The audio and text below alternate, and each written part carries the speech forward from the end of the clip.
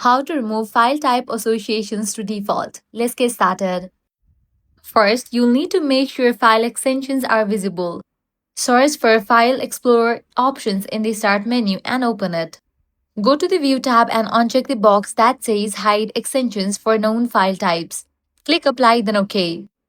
Next up, create a dummy file. Right-click on your desktop and create a new. Select text document. Rename it to anything, but change the extension to something random like XYZ. Windows will warn you about changing the extension. Click Yes to confirm. Next, find the file type that's incorrectly associated. Right-click it, choose Open with, choose another app. Check the box that says Always use this app.